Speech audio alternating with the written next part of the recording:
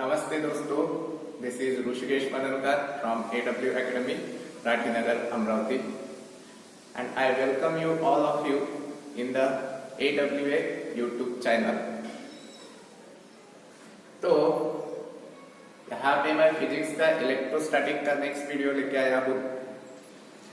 ये जो भी इलेक्ट्रोस्टैटिक है, इसके पहले वाले वीडियो में आपने देखा था कि बाउंड चार्जेस क्या रहते हैं, फ्री चार्जेस क्या रहते हैं। ठीक है, इस वीडियो में मैं स्टार्ट करने वाला हूँ कि डाइलेक्ट्रिक्स क्या रहता है, डाइलेक्ट्रिक्स के टाइप्स क्या है, पोलराइजेशन कंसेप्ट क्या है, और ये सब कंसेप्ट आपको यूज करना है कैपेसिटर पढ़ते वक्त। ये मोस्ट इंपॉर्टेंट वीडियो है। जिनको कैपेसिटर क्लियरली अंडरस्टैंड करना है उनके लिए डाइलेक्ट्रिक समझना बहुत जरूरी है। ठीक है, तो देखो कि डाइलेक्ट्रिक्स एंड पोलराइजेशन, तो मैं पहले कहता हूं डाइलेक्ट्रिक्स एंड देयर पोलराइजेशन।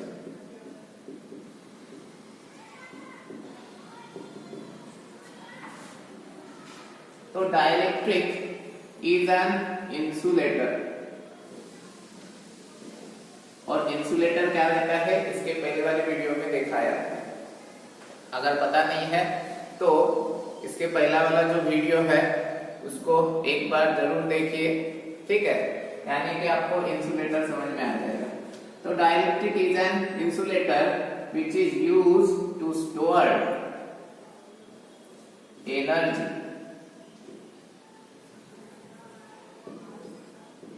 लेकिन कौन सी energy? That is electrical energy. तो डाइलेक्ट्रिक बेसिकली एक इंसुलेटर है और वो क्या कर रहा है कि इलेक्ट्रिकल एनर्जी उसके अंदर स्टोर कर रहा है। लेकिन ये जो भी इलेक्ट्रिकल एनर्जी है ये कैसे स्टोर हो रही है? ठीक है, तो when insulator is placed in an external electric field, then the molecules in the molecules there are bound charges and free charges. Because of external field, these charges get displaced from each other. The negative charges move opposite to the direction of electric field and positive charges move in the direction of electric field. Therefore each molecule create tiny electric dipole moment, and all the dipole moments of all the molecules gives the net dipole moment. That net dipole moment, that is formation of net dipole moment when the insulator placed in an external field, that is nothing but the polarization। यानी यहाँ पे क्या कह रहा हूँ, ये energy कैसे store कर रहा है? By the formation of dipole moment in an insulator. जैसे ही आप एक्सटर्नल फील्ड के अंदर डाइलेक्ट्रिक को प्लेस करोगे तो वहां पे बाउंड चार्जेस और फ्री चार्जेस मूव होंगे अपोजिट डायरेक्शन में। एक मूव होगा bound charges, that is positive charge, move in the direction of external electric field, और negative charge move opposite to the direction of external electric field. और वहां पे आपको पता है अगर एक पॉजिटिव चार्ज और एक negative charge separated by finite distance, then it forms that is electrical dipole, and the strength of electric dipole is measured with the help of electric dipole moment। तो यहाँ पे हर एक मॉलिक्यूल का एक एक electric dipole moment रहेगा, और इन सब का कंबाइन क्या रहेगा? नेट डाइपोल मोमेंट क्रिएट होगा। और वो क्या कर रहा है, उसके यानी नेट डाइपोल मोमेंट फॉर्म होने की वजह से वहां पे क्या होगा? इलेक्ट्रिकल एनर्जी स्टोर होगी। ठीक है, आपको पता है इन एन एटम, अगर मैं एटम कंसीडर करता हूं तो आपको पता है एटम के अंदर पॉजिटिवली चार्ज न्यूक्लियस रहते हैं। तो न्यूक्लियस के अंदर प्रोटॉन रहते हैं जिनके ऊपर पॉजिटिव चार्ज रहते हैं, और इस न्यूक्लियस के सराउंडिंग रीजन में इलेक्ट्रॉन्स रहते हैं जो मूव करते हैं इन अ सर्कुलर ऑर्बिट। ठीक है, तो ये है इलेक्ट्रॉन्स और आपको पता है इलेक्ट्रॉन्स के ऊपर क्या रहता है, दैट इज नेगेटिव चार्ज रहता है। तो यहाँ पे रहेगा नेगेटिव चार्ज। तो जो इलेक्ट्रॉन्स किसके अराउंड है, दैट इज न्यूक्लियस के अराउंड है, these electrons from electron cloud. ये जो भी नेगेटिवली चार्ज इलेक्ट्रॉन है जो अराउंड है पॉजिटिवली चार्ज न्यूक्लियस के सराउंडिंग रीजन में, तो ये क्या कर रहे हैं, इलेक्ट्रॉन क्लाउड फॉर्म कर रहे हैं। ठीक है, अब इस इलेक्ट्रॉन क्लाउड के वजह से क्या हो जाएगा कि इनका एक सेंटर ऑफ नेगेटिव चार्ज रहेगा, जैसे कि आपने सुना होगा that is centre of mass. तो centre of mass it is a point where whole mass of a body is supposed to be concentrated. तो वैसे ही रहता है सेंटर ऑफ चार्ज। तो मैं कहता हूँ सेंटर ऑफ नेगेटिव चार्ज है ऐसा पॉइंट कि जहां पे होल नेगेटिव चार्ज क्या कर रहा है, सपोज्ड टू बी कंसंट्रेट कर रहा है। ठीक है, तो यहाँ पे मैं कहता हूँ centre of negative charge and centre of positive charge. ठीक है, तो यहाँ पे मैं कहूंगा कि इलेक्ट्रॉन क्लाउड के वजह से सेंटर ऑफ नेगेटिव चार्ज रहेगा, और ये जो भी सेंटर ऑफ नेगेटिव चार्ज है it is nothing but the centre of mass of all the electrons which are present in the electron cloud. क्या कह रहा हूं कि ऐसा पॉइंट कि जहां पे जो भी इलेक्ट्रॉन क्लाउड का सेंटर ऑफ मास रहेगा that point is nothing but the centre of negative charge. ठीक है, एट द सेम टाइम मैं कहूंगा सेंटर ऑफ पॉजिटिव चार्ज। तो centre of positive charge it is a point which is nothing but which represent the center of mass of all the positive charge which are present in the nucleus। और आपको पता है nucleus के अंदर positive charge कौन ले रहा है, दैट इज प्रोटॉन। तो इसीलिए मैं कहूंगा centre of mass of all the protons which are present in the nucleus gives the center of positive charge। तो ये क्या ले रहा है, centre of mass of all protons gives center of positive charge। ठीक है, और मैं कहूंगा centre of mass of electron cloud gives centre of negative charge. ठीक है, अब देखो ये कहां पे हो रहा है, दैट इज एटम के अंदर फॉर्म हो रहा है। और यहाँ पे देखो अगर मैं कहता हूं कि इस इलेक्ट्रॉन क्लाउड के वजह से जो भी centre of mass of negative charges आया अगर उसका पॉइंट ये है, ठीक है, और प्रोटॉन के वजह से जो पॉजिटिव चार्जेस का सेंटर ऑफ मास आया वो यहाँ पे है, तो देखो negative charge positive charge separated by some finite distance gives the electric dipole। ठीक है, और ये हर एक मॉलिक्यूल के अंदर हो रहा है। ठीक है, ये कहाँ पे हो रहा है, हर एक मॉलिक्यूल के अंदर हो रहा है। ठीक है, तो ये डाइलेक्ट्रिक्स में इस टाइप का फिनोमेना होता है। अब देखो ये जो भी डाइलेक्ट्रिक्स है तो डाइलेक्ट्रिक्स के एग्जांपल्स क्या है, तो मैं कहूंगा that is air act as a dielectric, उसके बाद में glass act as a dielectric, उसके बाद में कहूंगा mica act as a dielectric। ठीक है, पोर्सेलेन act as a dielectric, paper act as a dielectric। तो ऐसे बहुत सारे एग्जाम्पल है कि जो क्या कर रहे हैं कि एक्ट होके डाइलेक्ट्रिक। अब देखो इस डाइलेक्ट्रिक के भी दो टाइप्स रहते हैं, एक रहता है दैट इज पोलर डाइलेक्ट्रिक और दूसरा रहता है नॉन पोलर डाइलेक्ट्रिक्स। तो ये पोलर डाइलेक्ट्रिक्स और नॉन पोलर डाइलेक्ट्रिक्स क्या है वो देखेंगे। ठीक है, इतना समझ में आया।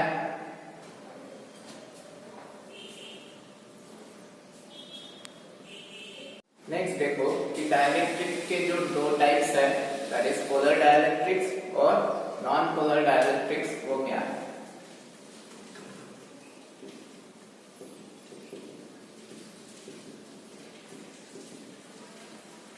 तो देखो पोलर डाइलेक्ट्रिक्स यानी क्या, a molecule in which the centre of mass of all positive charges that is proton and center of mass of all negative charges that is electron do not coincide with each other due to the asymmetrical shape that is called as polar dielectric।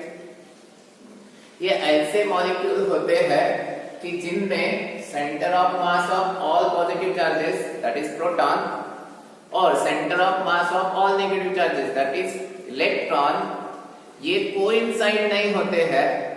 किसके वजह से, क्यों coincide नहीं हो रहे हैं, क्योंकि उस मॉलिक्यूल का जो शेप है वो असिमेट्रिकल है, उसको इक्वल पार्ट में आप डिवाइड नहीं कर सकते हो, तो इसीलिए उसको क्या कहते हो, दैट इज पोलर डाइलेक्ट्रिक। तो फॉर एग्जांपल कंसीडर करो कि यहाँ पे ये है centre of mass of all positive charges और यहाँ पे ये पूरा मैंने कंसीडर किया एक मॉलिक्यूल, तो यहाँ पे कंसीडर करो कि centre of mass of negative charges के वजह से यहाँ पे कंसीडर करो इसका सेंटर ऑफ मास है। तो देखो ये है centre of mass because of all the proton that is positive charges और ये है centre of mass because of all the electrons that is negative charges. अब देखो ये एक दूसरे के साथ कोइंसाइड नहीं हो रहे हैं, किस वजह से, क्योंकि इस मॉलिक्यूल का असिमेट्रिकल शेप है जिसको आप इक्वल पार्ट में डिवाइड नहीं कर सकते हो, तो इसको कहते हो दैट इज पोलर डाइलेक्ट्रिक। तो ये है centre of mass of all positive charges, ये है centre of mass of all negative charges. ये किसके वजह से, बिकॉज ऑफ इलेक्ट्रॉन, ये किसकी वजह से, बिकॉज ऑफ प्रोटॉन, और ये centre of mass do not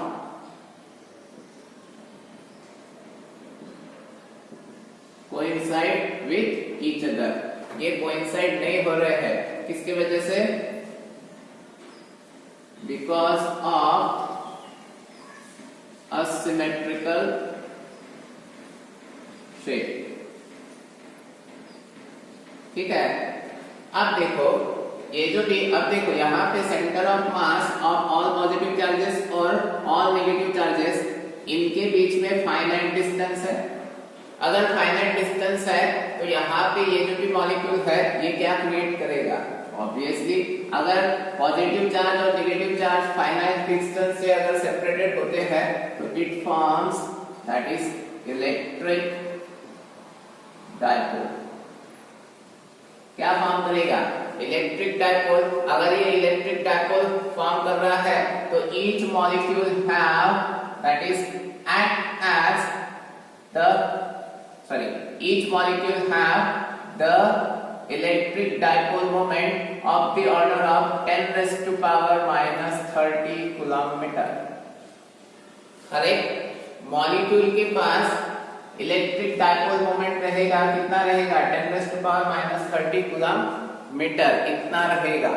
ठीक है, और हर एक मॉलिक्यूल का डाइपोल मोमेंट कंबाइन करके वहां पे नेट डाइपोल मोमेंट क्रिएट हो जाएगा। ठीक है, अब देखो यहाँ पे जैसे कि असिमेट्रिकल है तो यहाँ पे ऐसे कौन से मॉलिक्यूल्स है कि जो पोलर डाइलेक्ट्रिक एक्ट होते हैं। ठीक है, तो देखो यहाँ पे मैं कहूंगा इसके एग्जांपल, दैट इज सबसे पहला एग्जांपल है दैट इज वाटर H2O। दूसरा एग्जांपल दैट इज HCl, ये क्या है, दैट इज हाइड्रोक्लोरिक एसिड। उसके बाद में NH3। तो ये सब एग्जांपल है किसके, पोलर डाइलेक्ट्रिक के। अब देखो ये जो भी वाटर मॉलिक्यूल है इसको रहता है बेंट शेप। किसके वजह से? Because of 2 OH bond. इसके पास 2 OH बॉन्ड रहते हैं और उस 2 OH बॉन्ड के वजह से इसका जो शेप रहता है वो कैसे रहता है? बेंड। ठीक है, तो यहाँ पे अगर मेरे को H2O मॉलिक्यूल दिखाना है तो कंसीडर करो दिस इज ऑक्सीजन। ठीक है, और यहाँ पे रहता है एक हाइड्रोजन, ये एक हाइड्रोजन। तो यहाँ पे देखो ये है हाइड्रोजन, एक हाइड्रोजन। तो इसका जो शेप है वो कैसे है? बेंड है, यानी सिमेट्रिकल है क्या? नहीं है, सिमेट्रिकल नहीं है। तो यहाँ पे ये जो भी OH बॉन्ड है, ये OH बॉन्ड कितने डिग्री का एंगल क्रिएट करते हैं? तो ये एंगल क्रिएट करते हैं 105 डिग्री का। ठीक है, तो ये एक्ट होता है दैट इज पोलर डाइलेक्ट्रिक। और dipole moment of that water is large. The dipole moment of water is 6.1 into 10 raised to power minus 30 coulomb meter. ये हाईएस्ट वैल्यू है, that is electric dipole moment for water. उसके बाद में जैसे कि मैंने कहा HCl, तो यहाँ पे कंसीडर करो that is Cl, और यहाँ पे है that is हाइड्रोजन। तो यहाँ पे क्या हो रहा है? That is centre of mass of all positive charges और centre of mass of all negative charges एक दूसरे के साथ कोइंसाइड नहीं हो रहे हैं, तो इसीलिए इसको क्या कहते हो? That is polar dielectric. समझ में आया?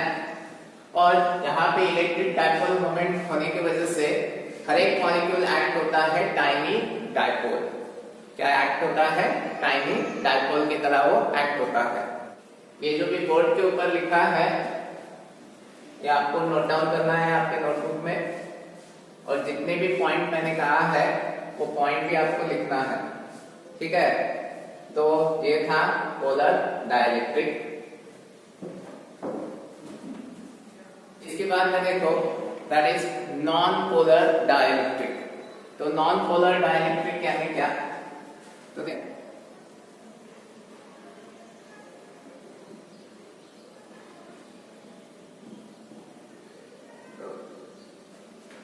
अब देखो पोलर नॉन पोलर डाइलेक्ट्रिक को डिफाइन करता हूं, that is it is a molecule in which the centre of mass of all negative charges that is electron and center of mass of all positive charges that is proton coincide with each other due to its symmetrical shape। क्या कहा? देखो यहाँ पे positive जैसे centre of मास है, किसके वजह से? Because of all the protons, और यही पे सेंटर ऑफ मास रहेगा that is all negative charges that is electron की वजह से। तो क्या कह रहा हूँ? Centre of mass of all the positive charges that is proton and centre of mass of all the negative charges because of electron coincide with each other due to its symmetrical shape। That molecule is called as non-polar dielectric। अब देखो यहाँ पे इसके normal state में, in normal state यहाँ पे देखो centre of mass of all the negative charges की वजह से और centre of mass all positive charges के वजह से जो रहेगा वो एक ही पॉइंट पे है। तो आपको पता है अगर पॉजिटिव चार्ज और negative charge separated by finite distance रहता है तब वहां पे डाइपोल मोमेंट क्रिएट होता है या इलेक्ट्रिक डाइपोल क्रिएट होता है। यहाँ पे इनके बीच में सेपरेशन या फाइनाइट डिस्टेंस है ही नहीं। अगर फाइनाइट डिस्टेंस नहीं है तो यहाँ पे जो डाइपोल मोमेंट रहेगा इलेक्ट्रिक डाइपोल ही फॉर्म नहीं हो रहा है, तो इसके वजह से डाइपोल मोमेंट की वैल्यू क्या रहेगी? ऐसे in normal state that is in the absence of external electric field.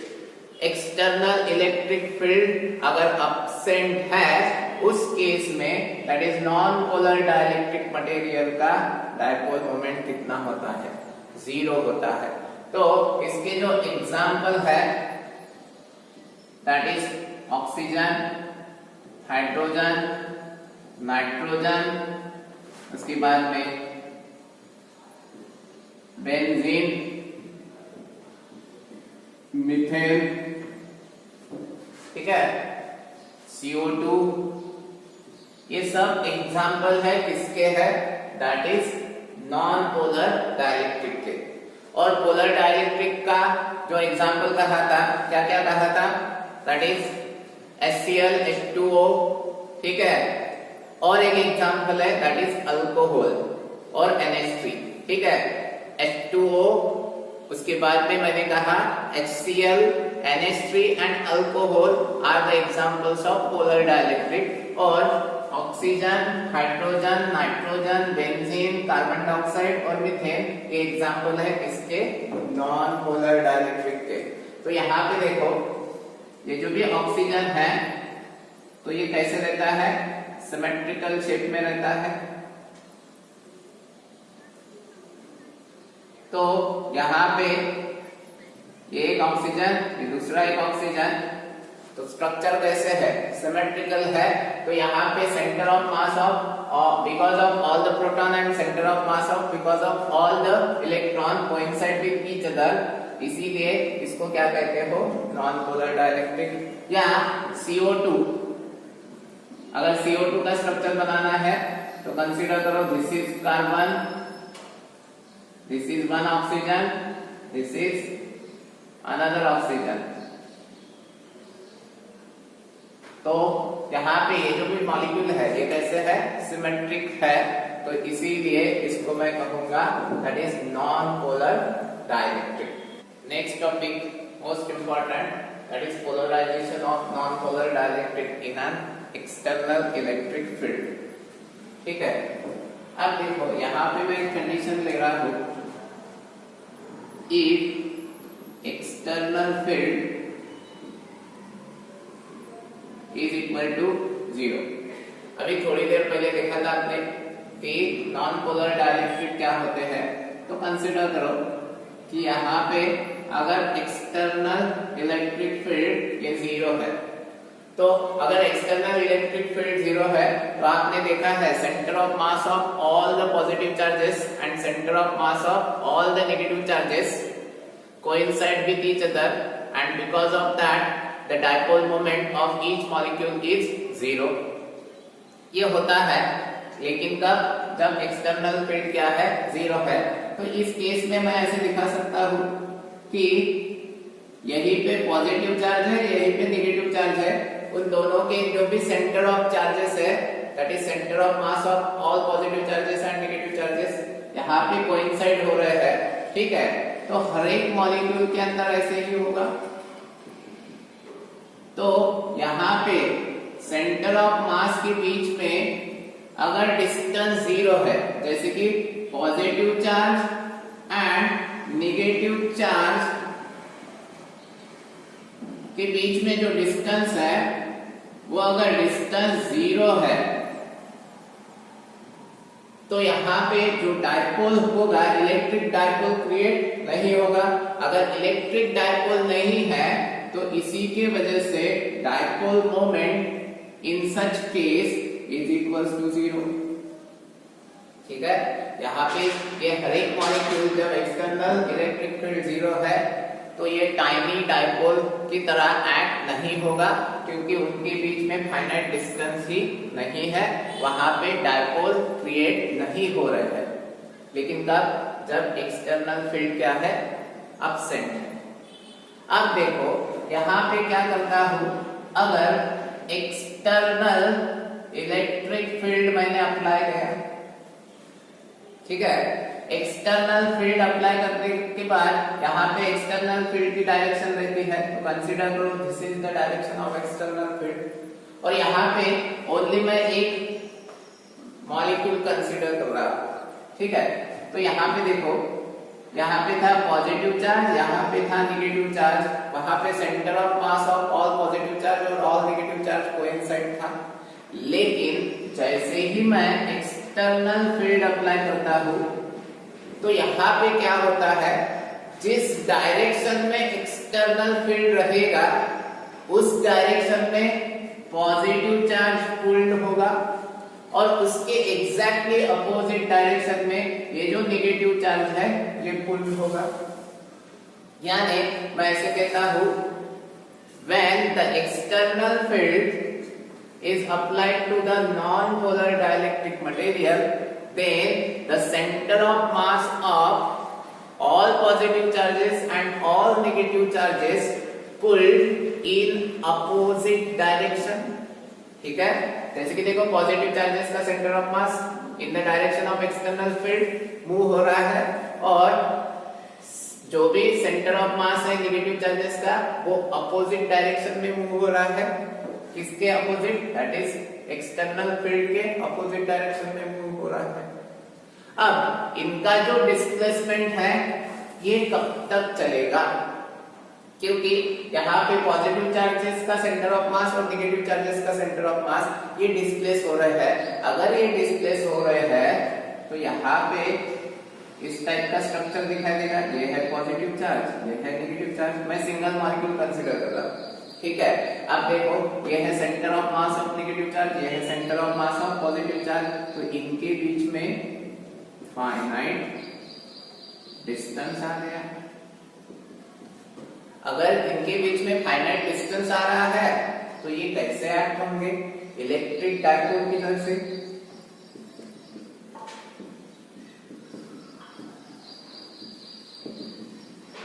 Act as electric dipole. अगर एक्ट एज इलेक्ट्रिक डायपोल है तो यहां पे मैं ऐसे कह सकता हूं, each molecule has that is dipole moment, that is P। यहाँ पे P प्रेजेंट रहेगा जो कि यहाँ पे एब्सेंट था, ठीक है। ये किसके वजह से हो गया? बिकॉज ऑफ एक्सटर्नल फील्ड, ठीक है। अब मैं क्या कहता हूं, इन सेंटर ऑफ मास का, ये है centre of mass of positive charge और ये क्या है? Centre of mass of negative charge. अब इन सेंटर ऑफ मास की क्या हो रही है? डिस्प्लेसमेंट हो रही है। ये डिस्प्लेसमेंट कब तक होंगी? देखो यहाँ पे centre of mass of positive charge and centre of mass of negative charge की displacement stop until the force exerted by external field. क्या कह रहा हूं? ये जो भी डिस्प्लेसमेंट है ये स्टॉप कब तक होंगी? जब force exerted by external field is balanced by restoring force between the charges। देखो यहाँ पे पॉजिटिव चार्ज नेगेटिव चार्ज यानी क्या है? फोर्स ऑफ अट्रैक्शन है। तो जो भी फोर्स ऑफ अट्रैक्शन है उसको मैं कहूंगा रिस्टोरिंग फोर्स। जब यहाँ पे एक्सटर्नल इलेक्ट्रिक फील्ड की वजह से जो फोर्स एक्सर्ट हो रहा है वो फोर्स और इन दो चार्जेस के बीच में जो रिस्टोरिंग फोर्स है ये एक दूसरे को बैलेंस करेंगे, तब तक इनकी डिस्प्लेसमेंट होती रहेगी। जब ये जब the force exerted by external field is equal to the restoring force between the charges, then the displacement of the center of mass will be stopped। और ये स्टॉप होने की वजह से यहाँ पे हर एक मॉलिक्यूल का क्या रहेगा? एक टाइनी डायपोल रहेगा, ठीक है। अब देखो ये जो भी P लिखा है ये एक सिंगल मॉलिक्यूल का है। Now all the dipoles, because of all the molecules in the non-polar dielectric material gives the net dipole moment, ठीक है। तो देखो यहाँ पे ये जो डायग्राम है ये चेंज हो जाएगा, किस तरह, तो यहाँ पे मैं कहूंगा ई एक्सटर्नल की डायरेक्शन है ये, तो इस एक्सटर्नल फील्ड की डायरेक्शन में पॉजिटिव चार्ज डिस्प्लेस होता है, उसके अपोजिट चार्ज डायरेक्शन में नेगेटिव चार्ज डिस्प्लेस होगा। यहाँ पे देखो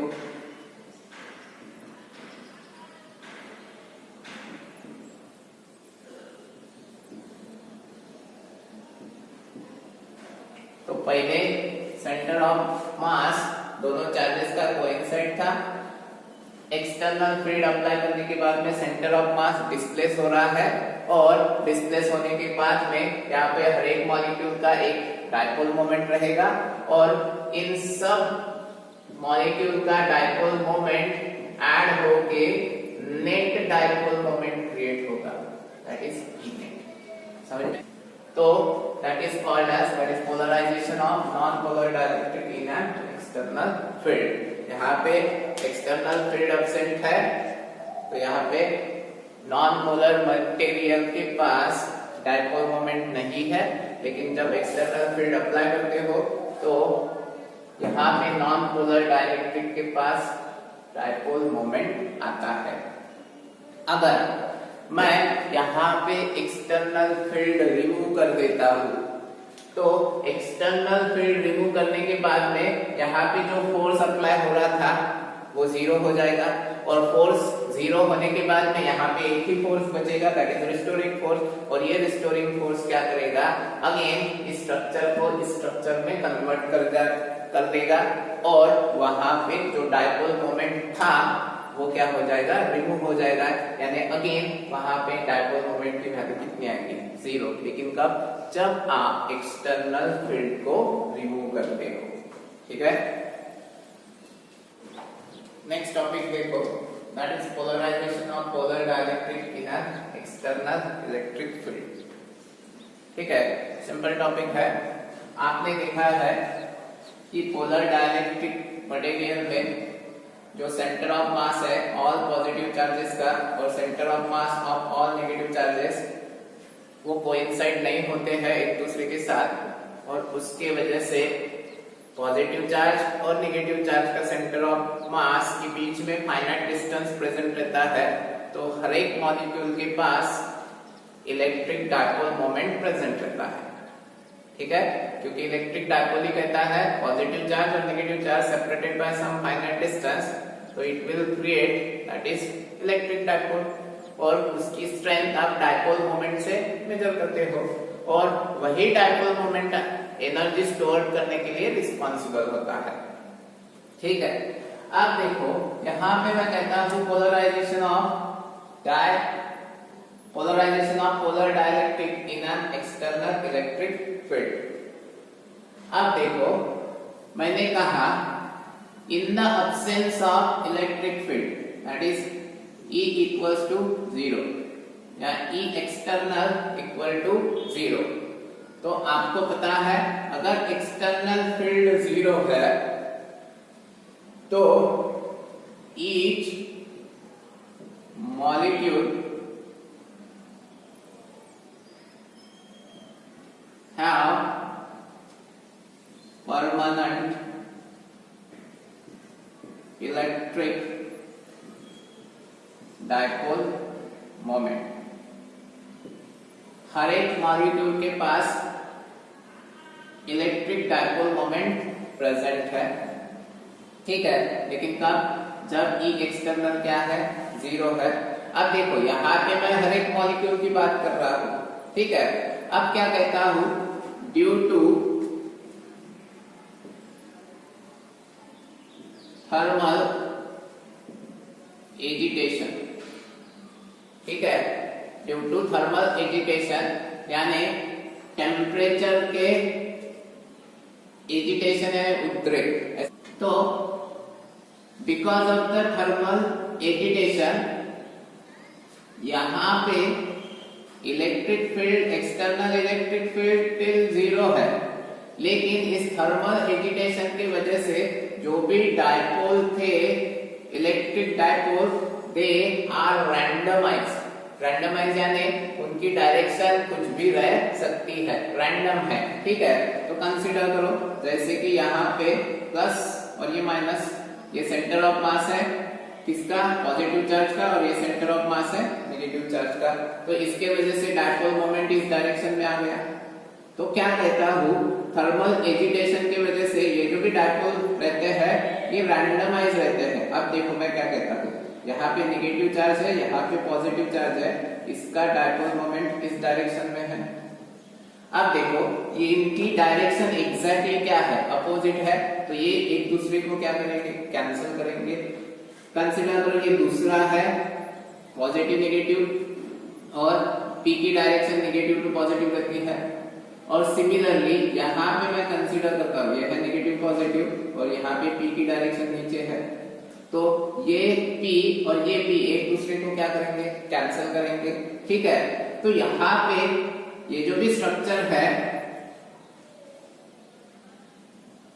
दैट इज हर एक डायपोल का dipole moment because of the thermal agitation एक दूसरे को क्या कर रहा है, कैंसल आउट कर रहा है, और इसके वजह से जो नेट डायपोल मोमेंट बनेगा यानी पूरे या पोलर डाइलेक्ट्रिक मटेरियल का कंबाइन, ठीक है, इन सभी की एडिशन करने के बाद में नेट डायपोल मोमेंट बिकम्स 0, ठीक है। ये P नेट है ना, पूरे पोलर डाइलेक्ट्रिक मटेरियल का कंबाइन डायपोल मोमेंट कितना आ रहा है, 0।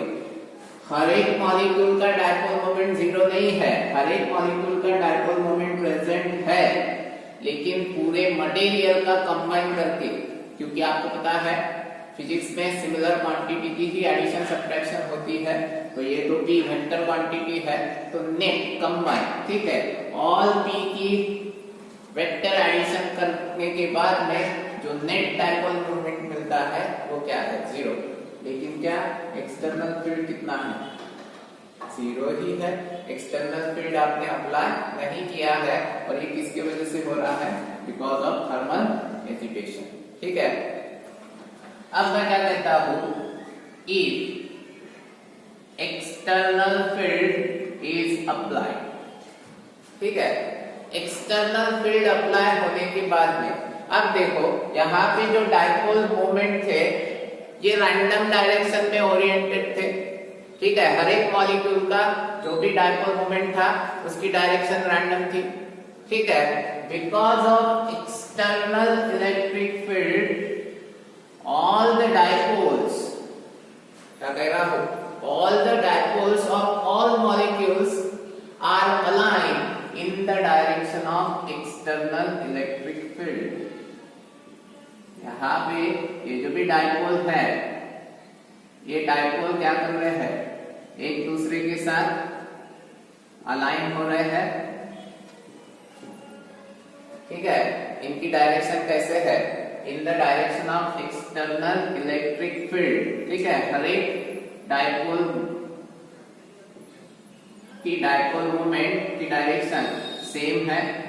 अब देखो इस केस में जो नेट डायपोल मोमेंट रहेगा, अब देखो इनकी डायरेक्शन अगर सेम है तो इन सब की क्या होगी, एडिशन होगी, कोई भी इसको कैंसल आउट नहीं कर रहा है, तो इस केस में net dipole moment is not equal to 0। समझ में आया। लेकिन ये कब, जब आप क्या कर रहे हो, एक्सटर्नल इलेक्ट्रिक फील्ड अप्लाई कर रहे हो, और एक्सटर्नल इलेक्ट्रिक फील्ड अप्लाई करने के बाद में यहाँ पे जो डायपोल रैंडम डायरेक्शन में अलाइन थे वो अलाइन हो रहे हैं इन the direction of external field, और अब इन सभी का जो डायपोल मोमेंट है वो एड अप होगा, और ऐड होने के बाद में net dipole moment is not equal to 0 रहेगा, ठीक है। तो इसीलिए मैं कह सकता हूं this is nothing but the process of polarisation. यहाँ पे क्या हो रहे हैं, that is center of mass of positive charge, center of mass of negative charge separated by finite distance, that is nothing but the polarization। यहाँ पे क्या हो रहा है, इस मटेरियल का पोलराइजेशन हो रहा है because of external electric field. अब देखो यहाँ पे the strength of polarization The strength of polarization depends on the magnitude of external electric field. ये जो भी एक्सटर्नल इलेक्ट्रिक फील्ड है इसकी स्ट्रेंथ क्या है, जितना ज्यादा स्ट्रेंथ रहेगा उतना ज्यादा क्विकली ये पोलराइज होंगे। ठीक है, मैंने क्या कहा, that is the polarisation depends upon first the magnitude of external electric field. जितना ज्यादा एक्सटर्नल इलेक्ट्रिक फील्ड उतने जल्दी ये मटेरियल क्या होंगे, पोलराइज। और पोलराइजेशन सेकंड ऐसा कौन सा फैक्टर है जिसके ऊपर डिपेंड कर रहा है, तो second factor that is nothing but the thermal energy. ठीक है, thermal energy which randomise the alignment of dipole. तो पोलराइजेशन इस दो फैक्टर के ऊपर डिपेंड करता है, एक एक्सटर्नल इलेक्ट्रिक फील्ड क्या है और दूसरा कि थर्मल एनर्जी क्या है। जो थर्मल एनर्जी क्या कर रहा है, दैट इज इन डायपोल को रैंडमाइज कर रही है, तो इसके ऊपर इसका पोलराइजेशन डिपेंड कर रहा है। ठीक है, तो देखो अभी जो आपने देखा था polarisation of non-polar dielectric material in an external field and polar dielectric material in an external field। तो इसके ऊपर से मैं कंक्लूजन निकालता हूँ, in the presence of external electric field both non-polar dielectric and polar dielectric have electric dipole moment। अगर दोनों के पास में इलेक्ट्रिक डायपोल मोमेंट प्रेजेंट है तो यहां पे मैं ऐसे कहूंगा कि ये दोनों material that is polar as well as non polar material in the external electric field get polarise. ठीक है, तो इसी के ऊपर मैं कहता हूं दैट इज पोलराइजेशन। तो ये नई टर्म है, that is polarisation denoted by capital P and it is the dipole moment per unit volume. ठीक है, इसको डिफाइन कैसे कर रहे हो पोलराइजेशन को, that is dipole moment per unit volume. और इसका जो फॉर्मूला है that is P bar equal to XE into E। ठीक है, तो यहां पे XE क्या है, that is electric susceptibility। ये क्या है, that is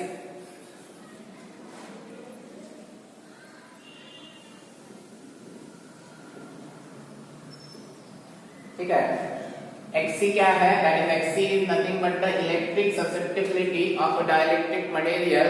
और ये क्या करती है, it describes the behavior of dielectric medium।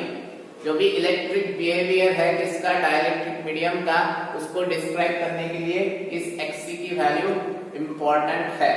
ठीक है, तो यहां से आपको एक फॉर्मूला मिल गया, that is polarisation capital P equal to Xc into E, that is E is the external electric field. ठीक है, और इस Xc की value for vacuum Xc equals to 0। Vacuum के लिए Xc की वैल्यू क्या रहती है, 0 रहती है।